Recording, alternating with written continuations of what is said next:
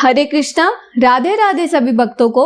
मैं आशना पोपली आप सभी का स्वागत करती हूँ अपने चैनल स्पिरिचुअलिटी फॉर लाइफ में। तो अब टाइम है जगन्नाथ जी का बर्थडे सेलिब्रेशन का, जिसको हम स्नान यात्रा भी बोलते हैं। अब आपका एक प्रश्न आएगा कि जगन्नाथ जी का बर्थडे सेलिब्रेशन कैसे? श्री कृष्ण ही तो जगन्नाथ है और श्री कृष्ण का बर्थडे हम जन्माष्टमी पर सेलिब्रेट करते हैं।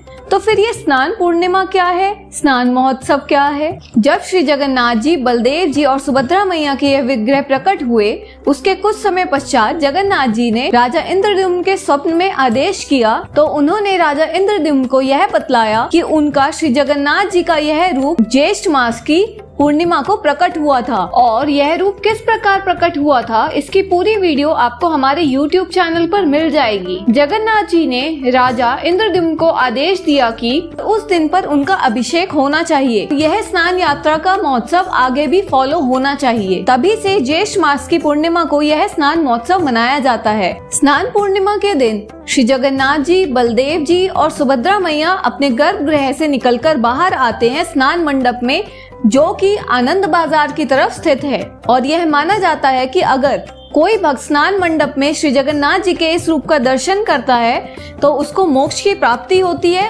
उस मनुष्य को माता के गर्भ में दोबारा नहीं जाना पड़ता है। इस दिन 108 कलशों के पवित्र जल से श्री जगन्नाथ जी, बलदेव जी और सुभद्रा मैया का जल अभिषेक किया जाता है और इस जल को लाया जाता है श्री जगन्नाथ जी के मंदिर में स्थित सूना कुआं से। मंत्र उच्चारण के द्वारा इस जल को भरा जाता है और इसमें गुलाब जल, तुलसी, चंदन आदि वस्तुओं को मिलाया जाता है। इन 108 कलशों के जल से अभिषेक करने के बाद श्री जगन्नाथ जी, बलदेव जी को सजाया जाता है गज के रूप में, जिसको हम गजावेश भी बोलते हैं। और सुभद्रा मैया को कमल के फूल के रूप में सजाया जाता है, जिसको पद्म भेष भी कहा जाता है। इस स्नान यात्रा के पश्चात जगन्नाथ जी 15 दिन के लिए बीमार हो जाते हैं। माना यह जाता है कि 108 कलशों के जल से स्नान करने के बाद जगन्नाथ जी को बुखार हो जाता है और वह 15 दिनों तक अपने भक्तों को दर्शन नहीं देते हैं। इन 15 दिनों के पश्चात जगन्नाथ जी फिर से अपने गर्भगृह से बाहर आते हैं और अपने सभी भक्तों को दर्शन देते हैं, जिसको हम रथ यात्रा के रूप में मनाते हैं। अब हम आपसे मिलते हैं नेक्स्ट वीडियो में। तब तक के लिए राधे राधे, हरे कृष्णा सभी भक्तों को।